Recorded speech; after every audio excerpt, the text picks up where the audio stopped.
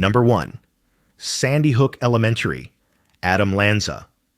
He barely spoke, avoided eye contact, and spent most of his days hidden away in a darkened bedroom. To neighbors in Newtown, Connecticut, Adam Lanza was just the quiet young man who lived with his mother in a large house on Yogananda Street. No one imagined he would become responsible for one of the deadliest school tragedies in American history. His past hinted at the isolation building inside him. Born in 1992, he was described as an intelligent but socially withdrawn child. In elementary and middle school, he struggled to connect with classmates and often avoided group activities. Teachers recalled that he seemed uncomfortable with touch, sound, and unstructured environments. After his parents divorced in 2009, he grew even more distant.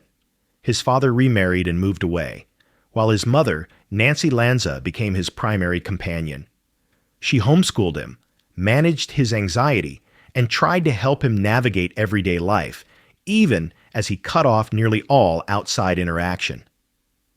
By his late teens, he had no job, no college attendance, and no friends visiting the house.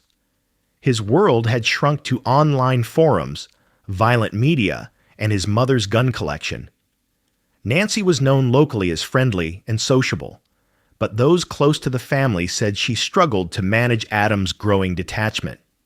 She took him to shooting ranges and legally owned multiple firearms.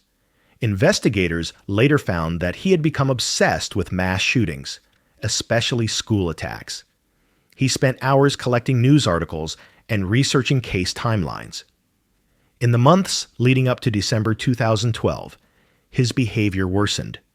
He stopped speaking to his mother in person and communicated with her only through notes or written messages left around the house. She continued to care for him, unaware of what he was planning. On the night of December 13th, Adam performed online searches about past shootings and mapped out his final steps. In the early morning of December 14th, while his mother was still asleep, Adam retrieved a rifle and shot her multiple times at close range. She died in bed before she had the chance to react. Taking her car keys, he loaded firearms, ammunition, and magazines into the vehicle and drove to Sandy Hook Elementary School. It was just after 9:30 a.m. when he arrived. The school had recently updated its security procedures, keeping the front doors locked after the morning bell. Adam approached the entrance and used a rifle to shoot through the glass panel beside the door, stepping inside moments later. The sound of gunfire caused confusion among staff. Some thought something had fallen or shattered, not realizing a gunman was already in the hallway. As he moved toward classrooms, teachers shouted for students to hide. Some pulled children into closets and bathrooms, turning off lights and barricading doors. In just a few minutes, he entered 2 first-grade classrooms and continued firing. Calls flooded 911 dispatchers, reporting sounds of shots and screams. Police units were sent immediately, arriving within minutes. Staff members who managed to escape directed officers to the affected rooms. When law enforcement began closing in and the sound of sirens grew louder, Adam entered an empty classroom and ended his own life. From the time he breached the school to the moment he died, less than 11 minutes had passed. Inside the building, investigators found 20 children and 6 adult staff members who had been killed. Many had been trying to shield students or lead them to safety. Survivor accounts describe chaos, confusion, and acts of desperate bravery. News of what happened at Sandy Hook Elementary spread rapidly across the country. Parents rushed to the school, frantically, searching for their children as police set up a staging area. Some were reunited with their kids in tears of relief. Others waited in growing dread as authorities confirmed the number of victims. The scene shocked the nation, leading to international headlines and an outpouring of grief. Vigils were held across multiple states, and the names and photographs of the victims were shared widely. Investigators searched the Lanza home and recovered computers, hard drives, and journals. They discovered Adam had studied previous shooting cases in detail and kept a timeline of incidents. He had shown interest in violent acts but left behind no clear explanation for why he chose Sandy Hook. Because he died at the scene, Adam Lanza never faced charges or a trial. Authorities focused on piecing together his motives and the steps that led to the attack. The FBI and Connecticut State Police spent months analyzing digital evidence, medical records, interviews with family members, and school files. The final report, released in late 2013, concluded that he had significant mental health challenges, but showed no outward warnings in the immediate days before the event. His mother, often described as caring and protective, was criticized posthumously for keeping firearms accessible in the home despite his instability. Some lawmakers proposed new regulations targeting weapon access, school safety standards, and mental health procedures. Since there was no courtroom process, there was no sentence. But the effects of December 14, 2012, reached far beyond Newtown. The event sparked national debates over background checks, assault-style weapons, school resource officers, and emergency response planning. Families of the victims pursued legal action against gun manufacturers and institutions they believed bore responsibility. Education officials across the country reevaluated campus security measures and crisis drills. Though the reports tried to assemble a full picture of Adam Lanza's life, many questions remained. His father later said he wished his son had never been born, expressing grief over the lives lost and the devastation caused. The Lanza family retreated from public view as media attention focused on the victims and their families. The memory of Sandy Hook continues to influence discussions on public safety and mental health. Communities across the United States reference it when recommending security upgrades, and survivors advocate for supportive services and preventative strategies. Some families of victims have created foundations to honor their children and provide outreach to others affected by trauma. The school building itself was demolished in 2013, and a new facility opened in its place designed with extensive safety features and memorial considerations. Even today, the name Sandy Hook remains a symbol of pain, resilience, and unresolved controversy about how a young man with so many warning signs could carry out something so destructive. When people reflect on Adam Lanza, they often struggle to reconcile his silent existence with the scale of the suffering that followed.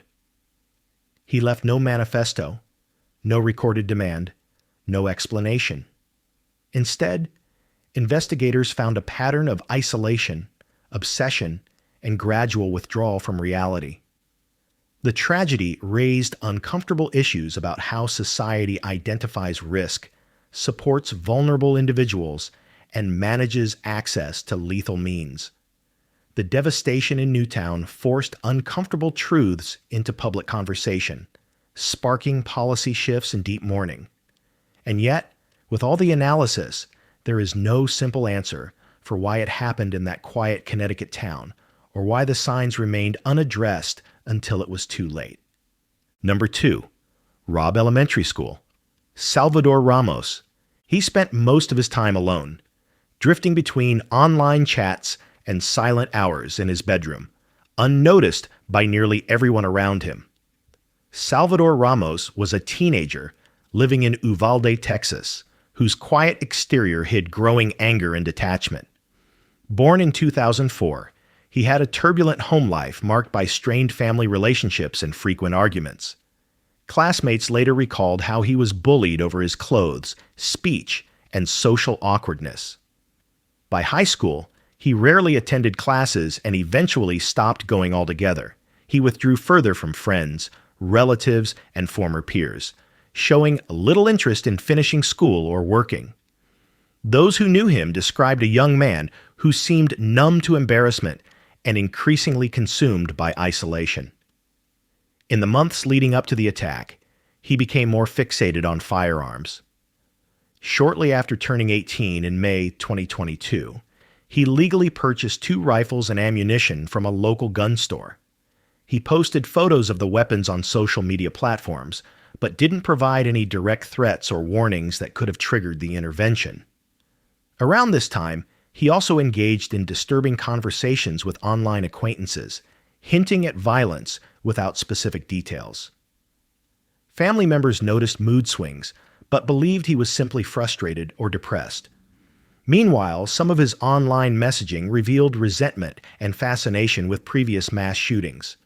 None of those exchanges were reported to authorities before the events that would follow. On the morning of May 24, 2022, he argued with his grandmother, with whom he lived. The argument escalated beyond anything she expected. He retrieved one of the rifles and shot her inside the home. Though critically wounded, she managed to call for help and later survived. Salvador took her truck and drove toward Robb Elementary School, located just a few minutes away. As he approached, he crashed the vehicle into a ditch near the campus. Witnesses saw him exit the truck armed and dressed in dark clothing. He fired shots at bystanders outside before heading toward the school building. The time was just before 11:30 a.m. Robb Elementary had a security protocol that involved locked doors and emergency procedures, but one of the doors he approached did not lock properly when shut. He entered through that entrance and stepped into a hallway. Once inside, gunfire echoed through the corridors, sending teachers and students scrambling for cover. Some classrooms managed to lock their doors quickly, forcing him to focus on nearby rooms. He entered adjoining classrooms that shared a connecting door and began shooting, leaving students and teachers trapped with no immediate escape. Calls began flooding emergency dispatch, reporting shots fired and children in danger. Law enforcement officers arrived on scene within minutes, including local police, school district officers, and later state and federal personnel. However, confusion over the chain of command and uncertainty about the situation led to critical delays. Officers gathered in the hallway, but did not immediately breach the classrooms where the gunfire had occurred. Reports and radio conversations from that day showed hesitation, miscommunication, and an assumption that the situation had shifted to a barricaded subject rather than an active shooter. Meanwhile, children trapped inside continued calling 911, whispering for help and pleading as. Minutes dragged on. It took approximately 77 minutes from the time Salvador entered the school until law enforcement breached the classroom. A tactical team eventually arrived, moved down the hallway, and engaged him. He was shot and killed at the scene by officers. The aftermath revealed the devastating toll. 19 children and 2 teachers had been killed, with others injured. The school and the surrounding community were left in shock as parents waited to hear if their children were safe. Medical teams and first responders managed the chaotic aftermath, rushing survivors to hospitals and setting up areas for families to gather. The next hours and days brought national attention. Reporters arrived from across the country, and public officials faced intense scrutiny. Accounts from parents, witnesses, and law enforcement painted a picture of heartbreak and outrage over the response time. Investigations were launched at local, state, and federal levels to determine how the shooter gained access, why protocols failed, and why officers did not act sooner. Authorities examined his digital activity, family history, and psychological state. They found no prior criminal record, no formal mental health diagnosis on record, and no existing protective orders that would have blocked his firearm purchases. Yet they noted patterns of aggression, isolation, and fascination with violence that went unaddressed. Because he was killed at the scene, Salvador Ramos never faced trial or sentencing. Legal focus shifted to accountability for police response, school security measures, and firearm legislation. Families of the victims demanded answers and called for reforms. Some filed lawsuits against agencies or companies connected to the events, citing negligence or failure to protect. State legislators introduced bills calling for changes in emergency response procedures, background checks, and campus safety. The Department of Justice opened a review to evaluate the decisions made by officers and determine how similar tragedies could be prevented. In the months that followed, Robb Elementary School remained closed. Plans were made to demolish the building, with many in the community believing no one should ever be asked to return to the site. Memorials grew outside the school and across town, honoring each victim with photographs, crosses, and messages from around the world. Parents and relatives of the children spoke publicly about their loss, turning grief into advocacy for change. The incident reignited debates over gun laws, school security funding, and mental health services for youth. Law enforcement agencies across the country re-examined protocols to ensure faster intervention in future active shooter situations. Today, the story of Salvador Ramos and Robb Elementary is referenced whenever school safety is discussed in the United States. It exposed gaps in emergency training, communication breakdowns, and the ease with which certain firearms can be obtained. People who once saw him as a quiet, troubled teen now associate his name with one of the deadliest school tragedies ever recorded in Texas. Though investigators pieced together his steps, they could not fully explain the internal motivations behind his actions. The community of Uvalde continues to mourn and rebuild, shaped forever by a day that began like any other and ended as a national reckoning over safety, accountability, and prevention. Number 3, Virginia Tech, Seung-Hui Cho. He blended into the background so completely that most people who passed him hardly remembered his face. Seung-Hui Cho was a student at Virginia Tech, but he rarely spoke in class, avoided eye contact, and isolated himself to an extent that made him almost invisible. Born in South Korea in 1984, he immigrated to the United States with his family as a child. Growing up in Virginia, teachers noticed he struggled with social interaction and verbal communication. By middle school, he was diagnosed with anxiety disorders and selective mutism, and he spent much of his time alone. Despite those challenges, he made it to college and enrolled as an English major. But on campus in Blacksburg, his behavior became more unsettling. Students recalled his silence, refusal to participate, and disturbing pieces of writing that focused on violence and resentment. Some professors and classmates reported their concerns, but no decisive intervention followed. During his time at Virginia Tech, Cho lived in a dormitory and attended classes, but made little connection with anyone. His demeanor set him apart, quiet, detached, and unresponsive to attempts at conversation. In 2005, he was declared mentally ill by a special justice after a psychiatric evaluation, but he was not committed for inpatient treatment. Instead, he was released and told to pursue outpatient care. The lack of follow-up and gaps in communication between departments left his status unclear.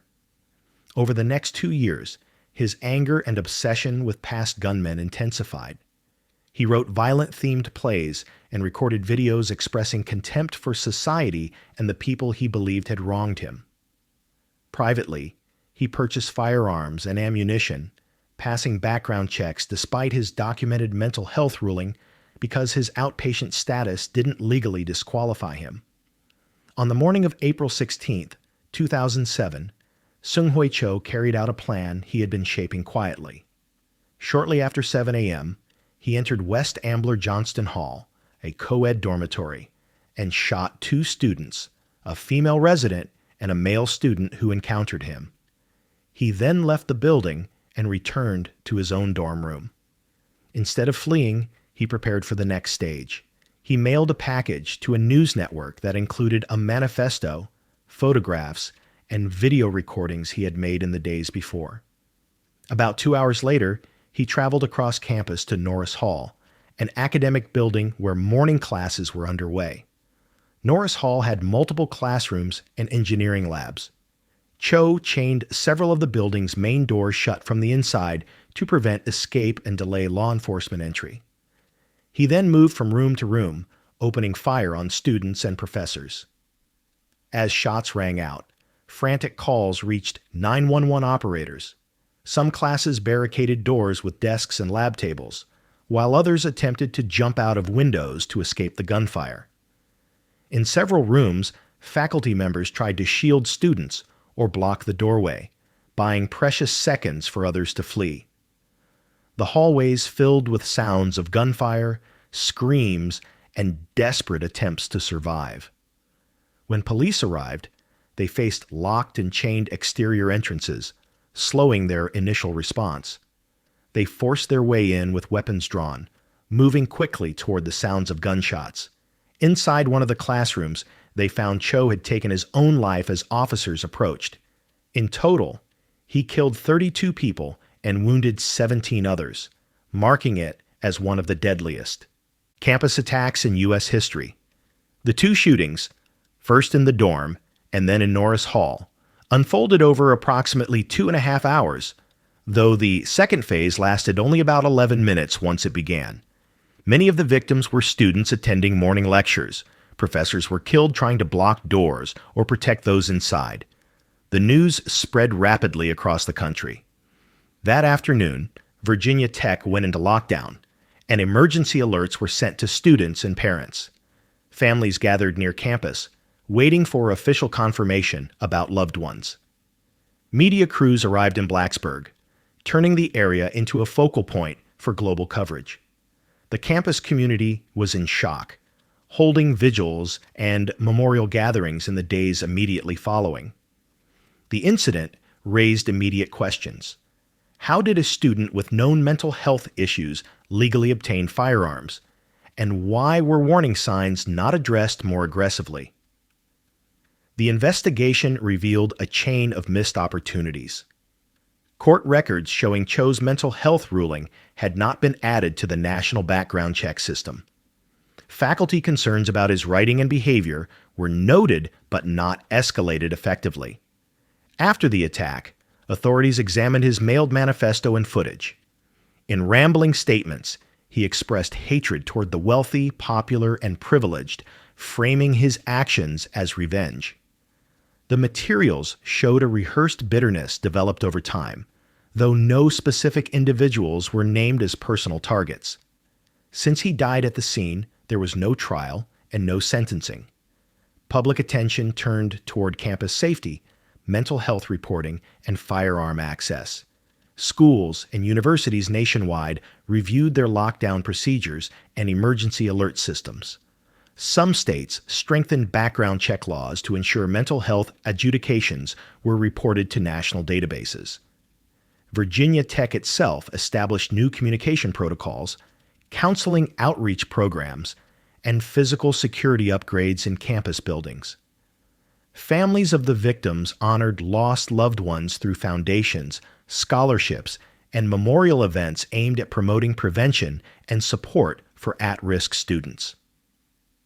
Norris Hall underwent significant renovations, and some areas were closed off permanently. Plaques and memorials across campus list the names of those who were killed. The annual remembrance events bring together students, alumni, and community members who refuse to let the significance of that day fade. Survivors have shared their stories over the years, describing small decisions that saved their lives and moments of courage amid panic.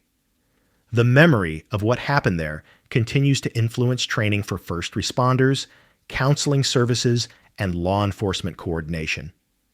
In the end, Seung-Hui Cho left behind no courtroom testimony, no cross-examination, and no opportunity for a sentence.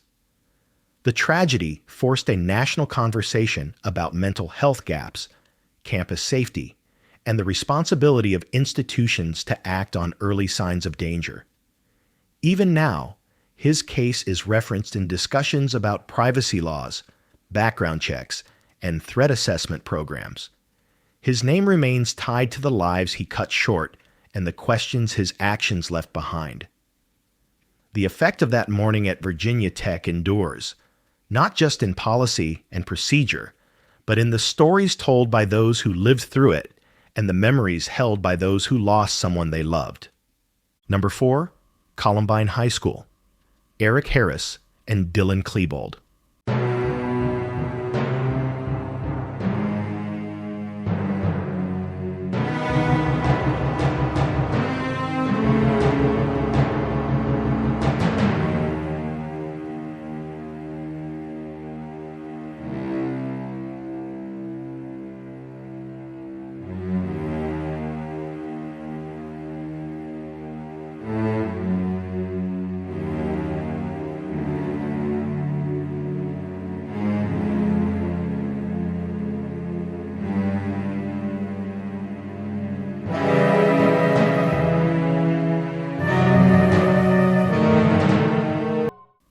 They looked like any other students walking the hallways, but behind closed doors, Eric Harris and Dylan Klebold were building a plan that would shake the entire country.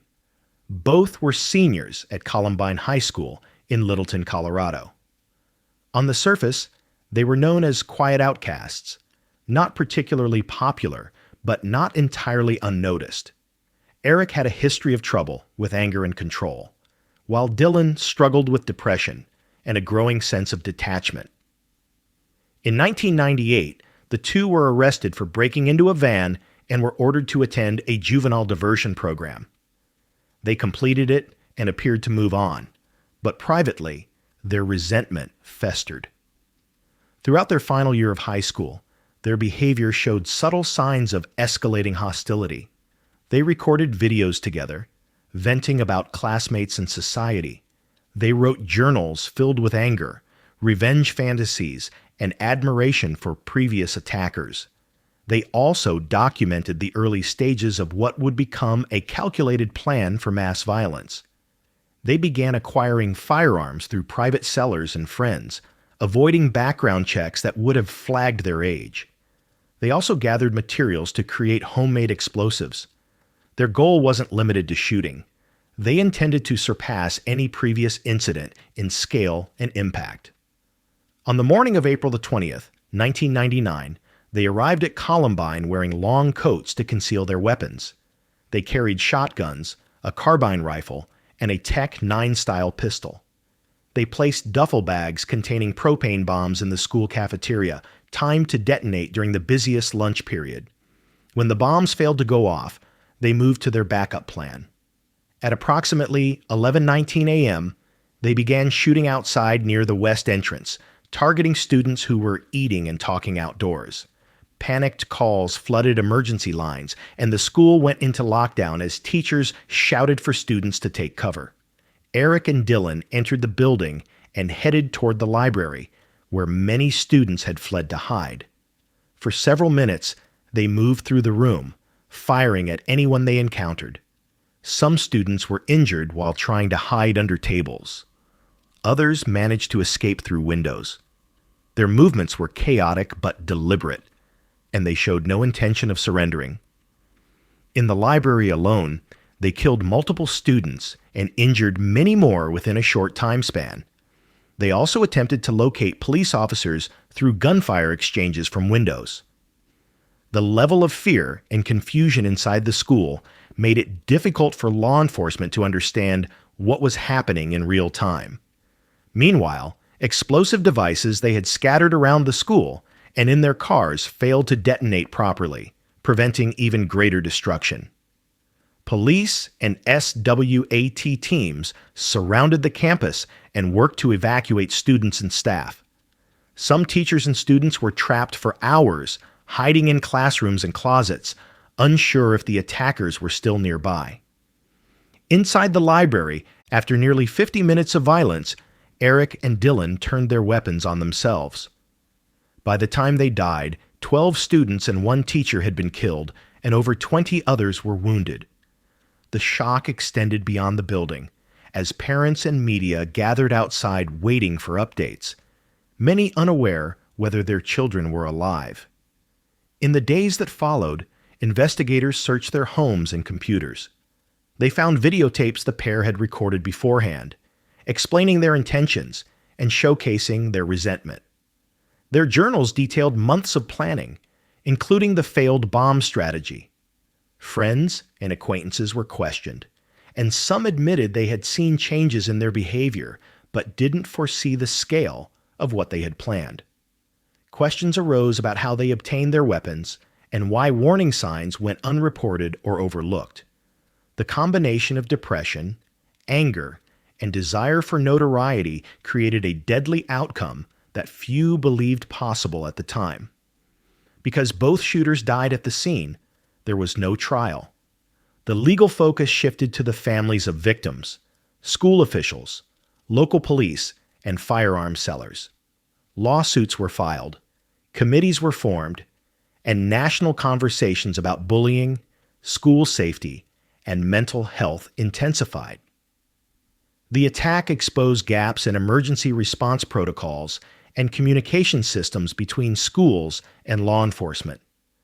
Columbine became a reference point for future active shooter training, lockdown drills, and the introduction of school resource officers across the country. The event marked a turning point in how schools prepare for threats and how lawmakers address access to firearms. In the years after the attack, detailed investigative reports revealed the full extent of the preparations Eric and Dylan had made. They built bombs, documented their frustrations, and set a date months in advance. They aimed to create mass casualties far beyond what ultimately occurred. Multiple federal and state agencies examined the case to understand the breakdowns in threat assessment. Families of victims created foundations and scholarships in memory of loved ones. Survivors shared their experiences to advocate for prevention, mental health awareness, and changes in school policy. The legacy of Columbine is heavy and complex. It influenced security measures across the United States and reshaped how people think about threats in places once considered safe. Eric Harris and Dylan Klebold left behind no courtroom testimony and no chance for cross-examination, but their actions sparked decades of reform, analysis, and grief. Even now, the name Columbine carries a weight that signals pain, prevention efforts, and continued vigilance. Each year, the victims are remembered by family, friends, and those who survived, ensuring the conversation does not fade. The story of what happened on that April morning continues to serve as a reminder of how isolation, planning, and overlooked warning signs can lead to irreversible tragedy. Number 5. Parkland. Stoneman Douglas. Nikolas Cruz. He was a former student no one expected to return, especially not with the kind of intent he carried. Nikolas Cruz had once walked the halls of Marjorie Stoneman Douglas High School in Parkland, Florida, as a troubled teenager with a track record of behavioral issues. Born in 1998 and adopted as an infant, he grew up in a household where his parents tried to manage his outbursts and emotional struggles. His adoptive father died when he was still young, and his mother faced increasing difficulties controlling his aggression and impulsive actions.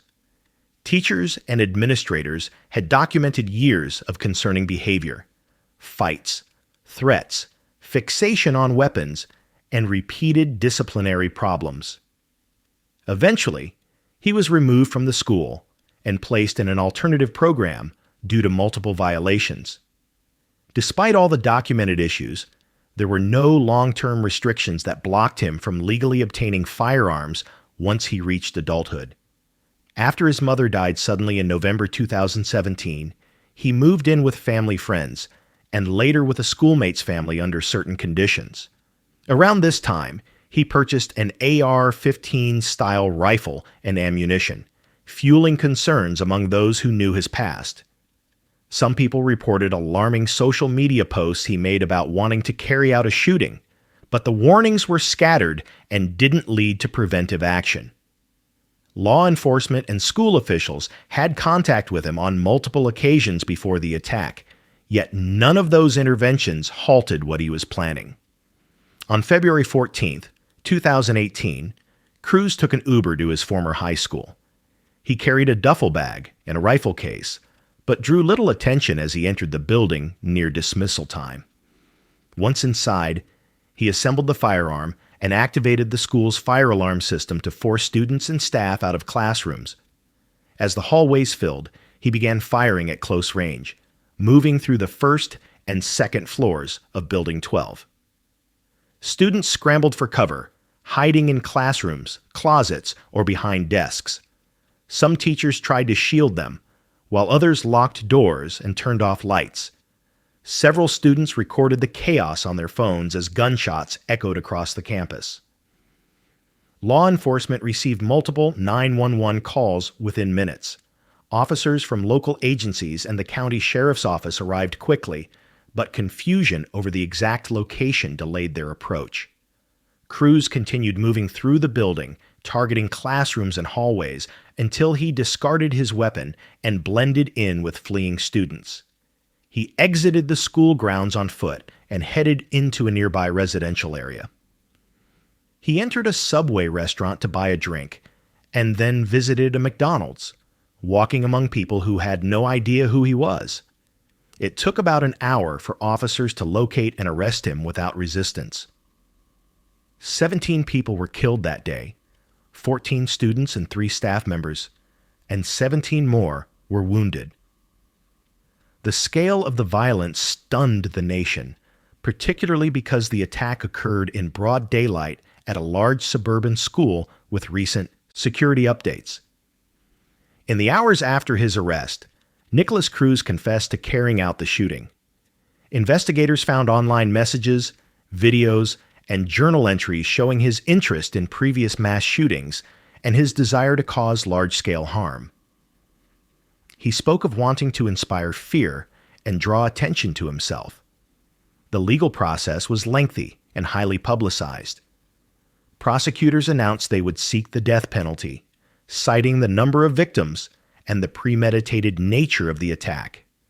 His defense team argued that he had a history of emotional and developmental challenges, behavioral disorders, and a lack of consistent treatment.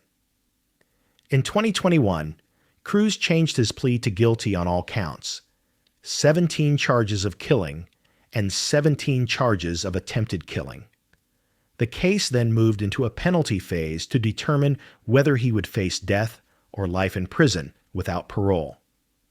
The proceedings involved emotional testimony from survivors, teachers, and family members of victims. Prosecutors presented evidence of planning, statements he made beforehand, and the extent of the casualties.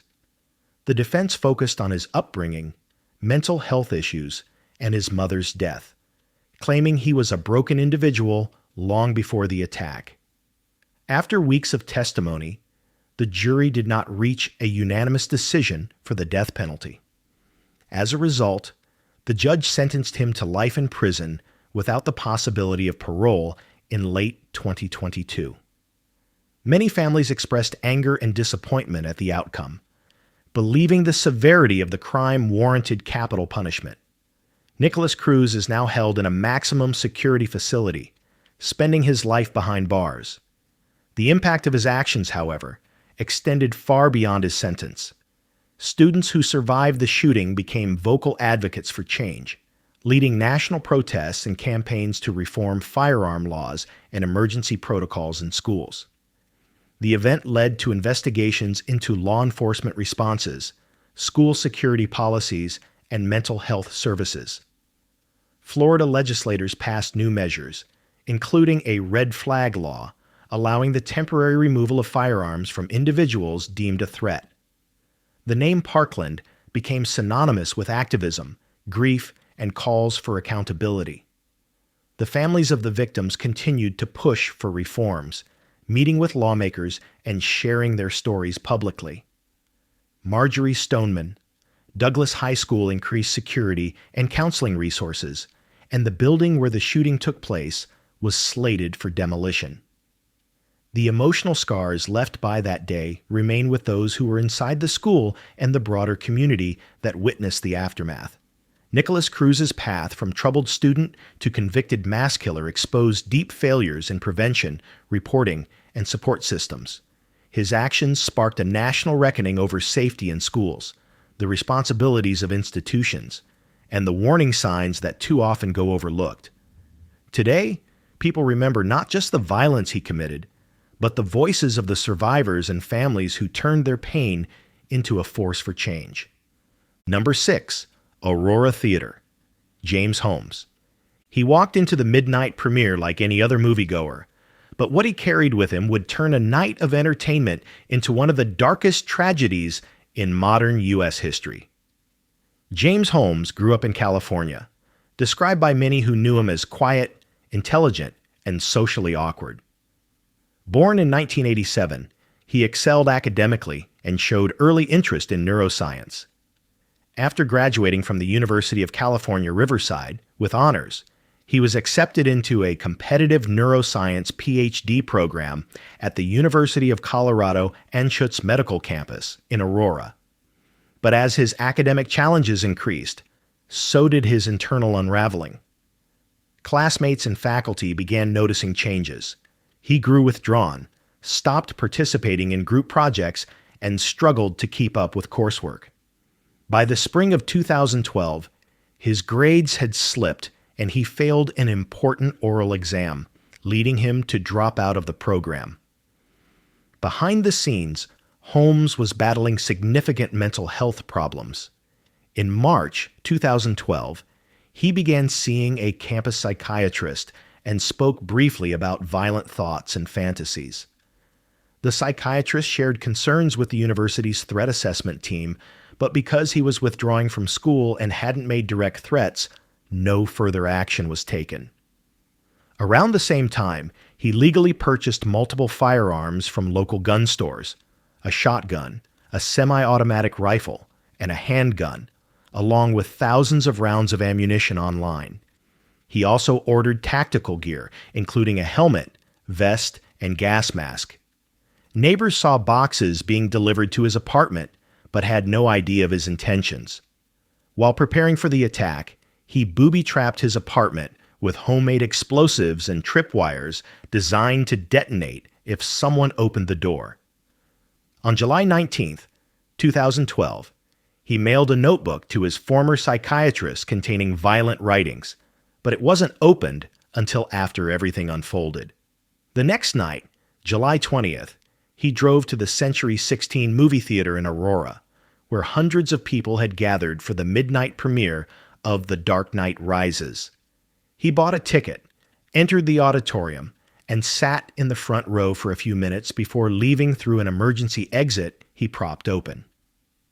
Shortly after 12:30 a.m., he returned through that same side door wearing body armor and carrying weapons. Without saying anything, he threw gas canisters into the crowd. As the smoke spread, moviegoers initially thought it was part of a stunt related to the film. Moments later, he began firing into the audience, moving slowly and targeting anyone in range. Panic erupted as people dove behind seats, crawled along aisles, or tried to escape up the stairs. Some made it out through emergency exits, while others were trapped in the chaos and confusion. Within minutes, dozens had been shot. Outside, calls to 911 flooded dispatchers, and officers from multiple agencies rushed to the scene. Police arrived within minutes, encountering wounded victims fleeing the building and others motionless inside. In the parking lot, James Holmes was found standing near his car. He offered no resistance when officers approached, and he identified himself immediately. He was wearing tactical gear and had weapons still in the vehicle. At the scene, he warned officers that his apartment was rigged with explosives. Bomb squads were deployed to disarm the devices before anyone could enter. Inside the theater, 12 people were killed and 70 others were injured by gunfire, many of them critically. Survivors described scenes of confusion and terror, stumbling over bodies, slipping on blood, and hearing non-stop shots in the darkness. Emergency responders established triage areas outside the theater, using police cars to transport victims because ambulances were overwhelmed. The attack became one of the deadliest mass shootings in U.S. history at the time. News coverage spread nationwide by sunrise, and the names of victims and survivors began to surface throughout the day. James Holmes was taken into custody and later charged with 166 counts, including killing and attempted killing. His legal team pursued an insanity defense, arguing that his mental illness distorted his perception of reality and his ability to control his actions. Prosecutors countered that the level of planning demonstrated he knew exactly what he was doing. They pointed to the firearms purchases, the booby-trapped apartment, and the timing of the attack as evidence of intent. Survivors and family members of the victims packed court hearings over the following months, many urging the harshest possible sentence. During the trial, testimony from psychiatrists was central. 2 court-appointed experts examined Holmes and concluded he was mentally ill but not legally insane by the standards required to avoid criminal responsibility. The prosecution described the attack step by step, showing evidence of his preparations and the devastating impact on the victims. Family members shared statements about lives cut short, permanent injuries, and trauma that would never fade.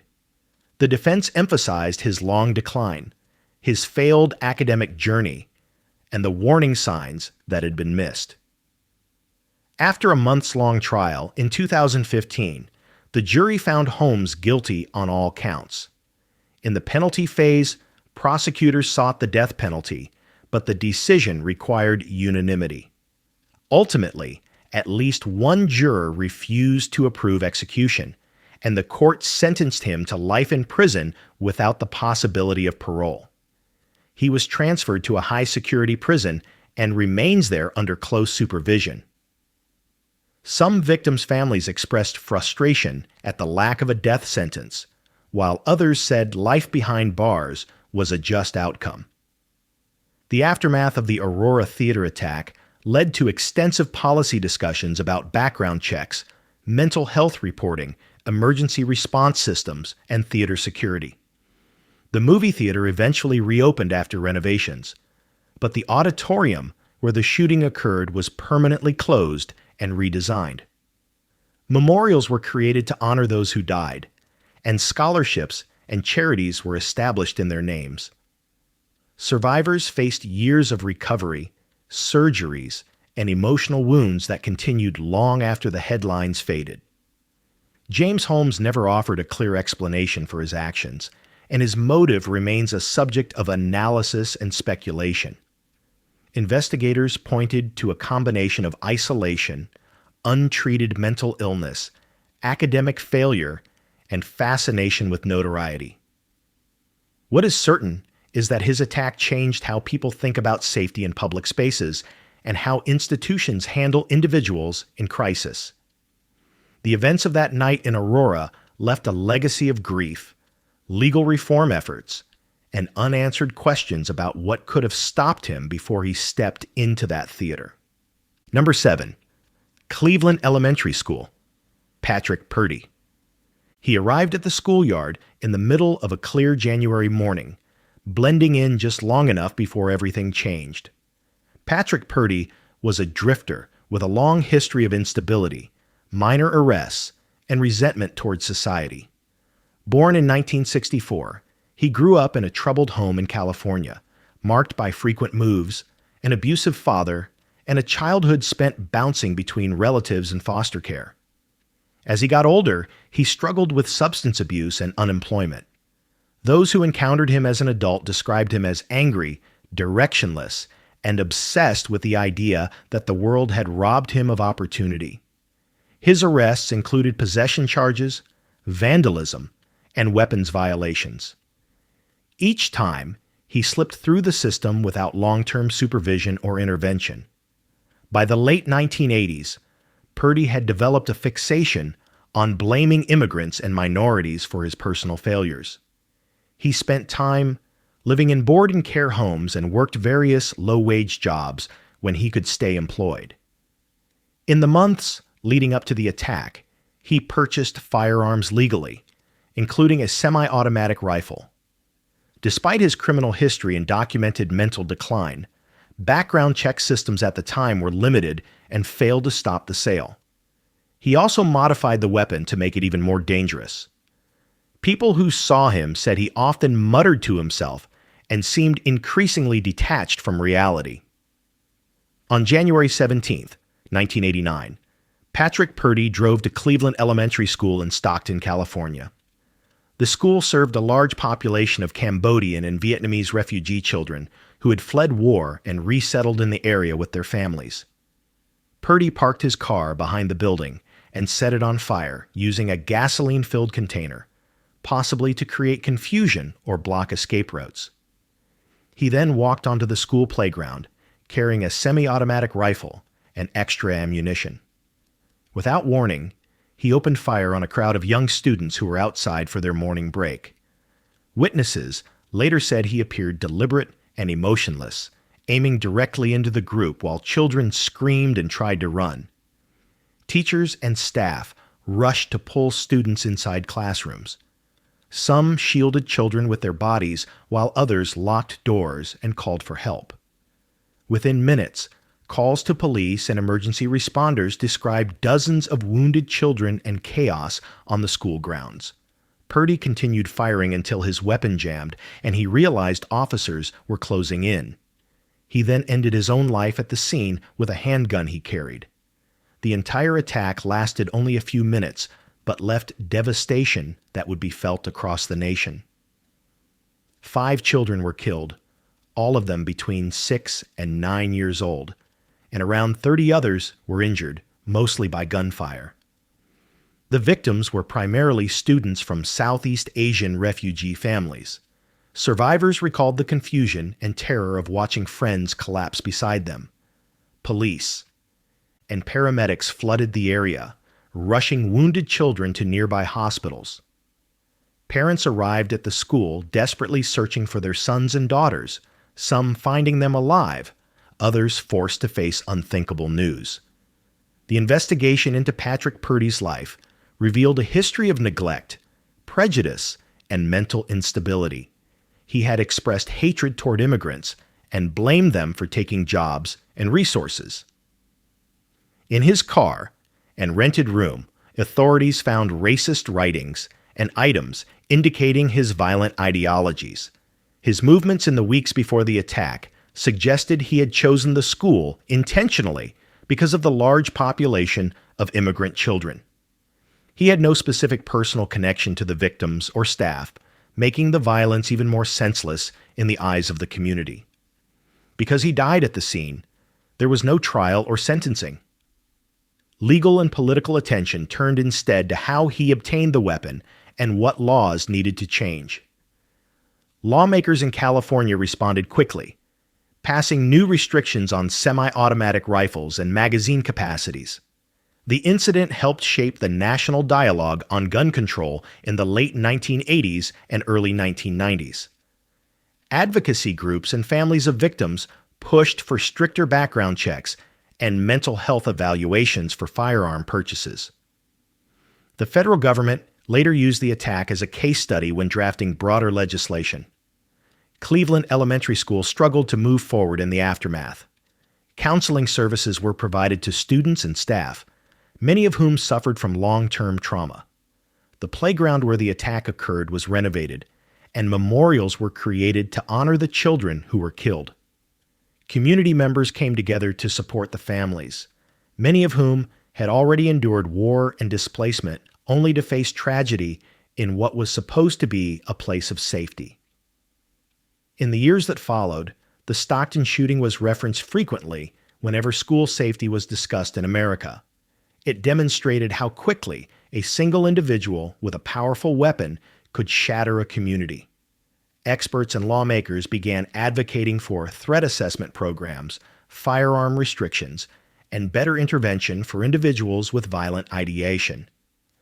While later tragedies would overshadow its name, the Cleveland Elementary attack marked a turning point in how schools and law enforcement prepared for mass shootings. Patrick Purdy left behind no courtroom testimony and no chance for cross-examination. His actions were driven by a mix of hatred, instability, and a desire to lash out at those he blamed for his own failures. The tragedy he caused lives on in the memories of survivors and the families of the children who never came home. His name is now tied to a moment in history that forced painful questions about access to weapons, overlooked warning signs, and the vulnerability of innocent lives in everyday environments. Number 8. Westside Middle School. Andrew Golden and Mitchell Johnson. They were just 11 and 13 years old, too young for most people to imagine capable of planning anything beyond typical childhood mischief. But Andrew Golden and Mitchell Johnson turned their Arkansas school into the scene of a carefully coordinated attack that stunned the nation. Mitchell, the older of the two, had already begun showing signs of anger and defiance by his early teens. He had spoken about wanting to hurt people and made threats that some classmates brushed off as tough talk.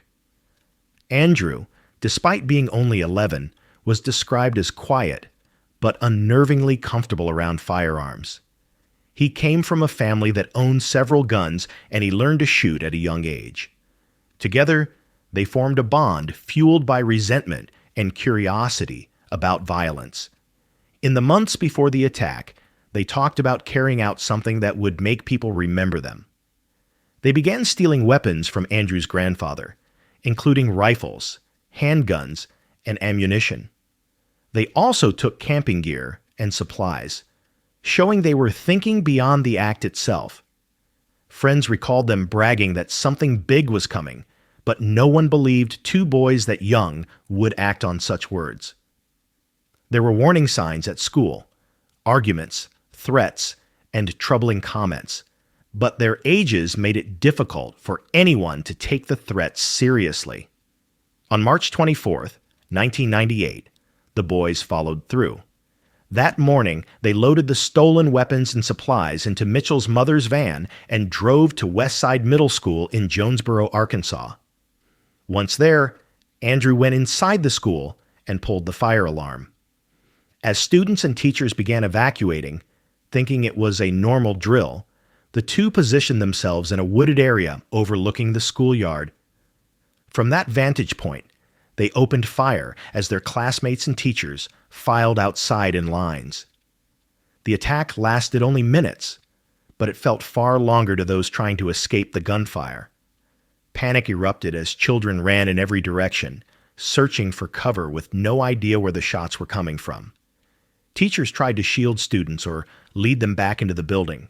Emergency calls went out immediately, but by the time officers arrived, the shooting had stopped.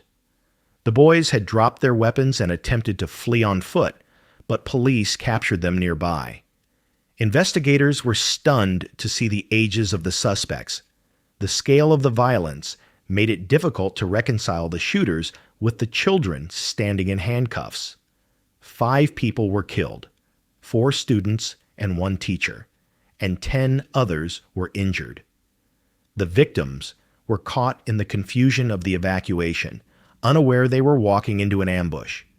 In the aftermath, the small town of Jonesboro was left in shock. Families gathered at hospitals and reunification centers, hoping their children were safe. The crime scene stretched from the schoolyard to the wooded area where the boys had lain in wait. Authorities recovered multiple weapons, ammunition, and bags packed with food and clothing, indicating they had planned to escape and survive on the run after the attack. Because of their ages, the legal system faced limits in how they could be prosecuted. At the time, Arkansas law did not allow minors as young as Mitchell and Andrew to be tried as adults for killing. Both were charged as juveniles, and the maximum sentence they could receive was confinement until age 21. They were found guilty of killing and injuring their classmates and teacher, and they were sent to separate juvenile detention facilities. Their seemingly short sentences outraged many in the community and across the country, sparking debate about laws for juvenile offenders who commit mass violence. Some lawmakers pushed to change sentencing rules so young perpetrators of serious crimes could be held longer. As their release dates approached, concern grew about what would happen once they were free. Mitchell Johnson was released in 2005 at age 21, and Andrew Golden followed 2 years later when he reached the same age. Neither could be monitored in the same way adult felons would have been, and their juvenile records were sealed. Years later, Johnson would face new legal trouble for firearm possession and drug charges, showing that his violence at 13 had not been a one-time act. Golden lived quietly under a different name until his death in a car crash in 2019. The Westside Middle School shooting became one of the earliest and most shocking examples of youth-led mass violence in the United States. It forced changes in juvenile justice laws across multiple states and encouraged schools to rethink lockdown procedures and alarm responses. The fire alarm strategy showed a calculated understanding of how the school functioned during emergencies, and educational institutions nationwide took notice. For the families of the victims, the scars never faded. Memorials were built to honor those who were taken, and survivors spoke about the long-term impact, nightmares, anxiety, and the loss of a sense of safety in what should have been an ordinary school day. The event also helped shape future discussions about access to firearms in homes with children. Andrew had easy access to his family's guns, and Mitchell had no trouble helping transport them. Their youth did not stop them from planning, stealing, and executing their attack with precision rare for their ages. Even decades later, the case stands out for its combination of youth, planning, and lethality. The story of Andrew Golden and Mitchell Johnson is a reminder that danger can come from places most people never consider. Their actions changed laws, reshaped safety protocols, and left a legacy of grief that still echoes through the community they targeted. Number 9. Pulse Nightclub. Omar Mateen. He walked in just after last call, blending with the late-night crowd before revealing the purpose that brought him there. Omar Mateen was born in New York in 1986 to Afghan immigrant parents and raised in Florida. As a child, he was described as temperamental and easily provoked. Teachers noticed aggressive behavior early on, and classmates recalled him lashing out or making disturbing comments. As he grew older, the anger never quite faded. He briefly attended a community college criminal justice program, but never finished. He worked as a security guard for years, moving from one post to another with complaints from coworkers about hostility, prejudice, and erratic behavior. Mateen married twice, and both relationships reflected turbulence. His first wife later said he was controlling and abusive, prone to sudden fits of rage. After their divorce, he remarried and maintained a distant but seemingly stable life with his second wife, who would later claim she saw warning signs but didn't know how to intervene. Over time, he began showing interest in extremist ideologies, browsing violent content online, and voicing admiration for attackers overseas. The FBI interviewed him twice, once after he made concerning comments about extremism, and once due to possible links to a former acquaintance tied to terrorism. Both investigations were closed when agents found no active threat and no direct evidence of criminal planning. He legally purchased firearms and ammunition in the weeks leading up to the attack. His behavior at the gun store drew little attention. He passed background checks without issue.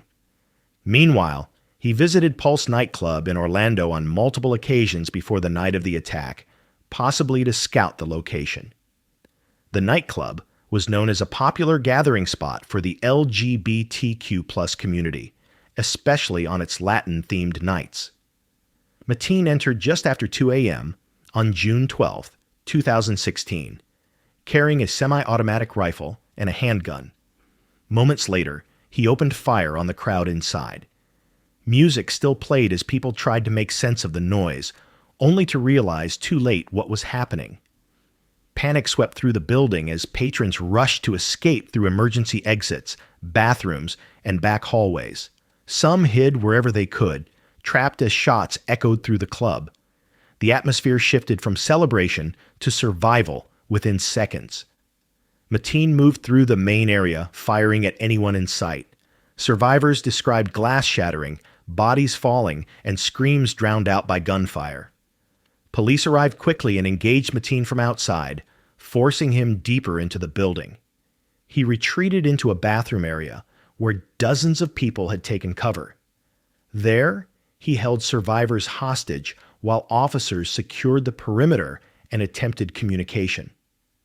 During the standoff, Mateen called 911 and pledged allegiance to extremist groups, though investigators later concluded his ideological claims were inconsistent and self-directed rather than part of any organized plot. Negotiators spoke with him multiple times, trying to gather information and stall further violence. Hours passed while wounded victims lay on the floor, some texting loved ones and emergency services for help. At approximately 5 a.m., after hearing shots from inside and fearing imminent loss of life, SWAT officers breached the building by driving through a wall with an armored vehicle and using explosives to disorient Mateen. A gunfight followed, and officers killed him in the exchange. Inside, the scale of the attack became clear. 49 people were killed, and more than 50 others were wounded, making it the deadliest mass shooting in the U.S. at that time. First responders worked through the dawn, transporting survivors to hospitals and helping families locate loved ones. As details emerged, vigils began forming across Orlando and around the country. The crime scene extended across multiple rooms and exit points, with personal belongings and shattered furniture scattered across the floor. Investigators searched Mateen's home, electronic devices, and financial records. They found no evidence of accomplices or foreign directives, concluding that he acted alone, fueled by personal anger, extremist rhetoric, and a desire for infamy. Since Mateen died in the shootout, there was no trial. However, his actions led to legal proceedings involving his wife, who was charged with aiding the attack and obstructing justice. After a lengthy trial, she was acquitted, with jurors concluding prosecutors had not proven she knew his plan or helped him. The focus then shifted to accountability in other areas, specifically how someone with Mateen's background and FBI contacts could still legally arm himself. The aftermath of the attack reshaped conversations about hate crimes, mass shootings, and emergency response tactics. Pulse Nightclub became a memorial site, and plans were made to preserve part of the building as a remembrance. The victims' names were read aloud at public ceremonies, and murals went up across Orlando honoring the lost. Advocacy groups called for stronger gun legislation, better tracking of domestic threats, and increased support for affected communities. Investigators determined that Mateen's motivations were layered: personal humiliation, ideological fixation, and frustration he carried silently for years. His actions left behind grieving families, wounded survivors, and a city forced to confront the consequences of overlooked warning signs. The Pulse nightclub shooting became a symbol of resilience and remembrance, with annual observances held to honor the victims. Even now, the attack is referenced in discussions about prevention, law enforcement coordination, and the deadly impact a single individual can have in minutes. Number 10. Oikos University. 1L Go. He arrived on campus carrying the weight of resentment that had been building for years. 1L Go, a former nursing student at Oikos University in Oakland, California, once came to the small private school hoping to restart his life. Born in South Korea in 1968, he immigrated to the United States as an adult and spent years moving between jobs and struggling to find stability. He enlisted in the military at one point, but received an administrative discharge. Friends and relatives described him as quiet and withdrawn, often uncomfortable socially, and prone to frustration when things didn't go his way. Over time, he fell deeper into isolation and disappointment. In 2011, Go enrolled at Oikos University, a Christian vocational college offering programs in nursing and ministry. He clashed with classmates and instructors, reportedly angry about perceived disrespect and his difficulty keeping up with coursework. His English skills were limited, and he often felt mocked or ignored. Instructors said he showed signs of anger and paranoia, but there was no incident severe enough to remove him immediately. Eventually, he stopped attending classes and withdrew from the program. He believed the school owed him tuition refunds and blamed both students and staff for humiliating him. Financial struggles and mounting bitterness consumed much of his life after leaving the school. In the months leading up to the attack, Go's behavior became more erratic. He moved out of state temporarily and cut ties with most people he knew. When he returned to California, he appeared to be carrying unresolved anger about his time at Oikos. On April 2nd, 2012, he made the decision to confront the school in the most violent way possible. That morning, he traveled to the campus armed with a handgun and extra ammunition. He entered the building and approached a receptionist, directing her at gunpoint to get students into a classroom. When she couldn't comply, he began shooting without hesitation. Inside one of the classrooms, students tried to hide under desks or escape through doors and windows. Go moved from person to person, targeting individuals at close range. Witnesses later said he appeared calm and methodical. Some students fled the building and alerted others, while calls to 911 poured in. The sound of gunfire echoed through the hallways, and people in adjacent rooms locked themselves in place to keep the shooter out. The attack lasted only minutes, but the devastation was immediate and widespread. By the time he walked out of the building and fled the scene in a former classmate's car, 7 people were dead and 3 others were injured. The victims included students and staff members, several of whom were immigrants pursuing new careers. Law enforcement launched a manhunt that ended about an hour later, when Go surrendered at a grocery store in a nearby city. He told employees there that he had just shot people and needed to speak with police. Officers arrested him without incident. In custody, Go spoke about feeling disrespected and ridiculed by students and instructors at Oikos University. He claimed people had teased him about his accent and intelligence, and he believed the school had cheated him financially. Investigators retrieved the firearm he used and traced how he acquired it legally months before. Interviews with former classmates confirmed tensions between him and others, though no one imagined he would return with such violent intent. Many of his grievances appeared exaggerated or unfounded, but his fixation on them had become all-consuming. Go was charged with 7 counts of killing and 3 counts of attempted killing.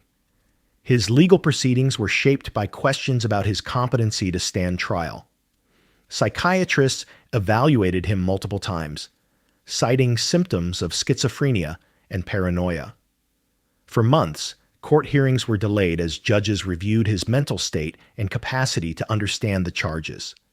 In 2013, he was ruled incompetent and sent to a state hospital for treatment. After nearly 2 years, doctors declared him competent enough to proceed. In 2017, Go entered a plea of no contest to all charges to avoid a trial.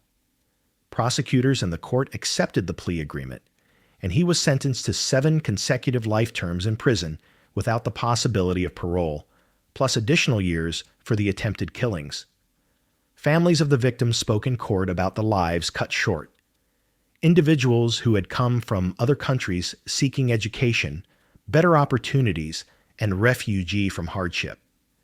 Some relatives expressed relief that he would never be released, while others said no sentence could balance the loss they suffered.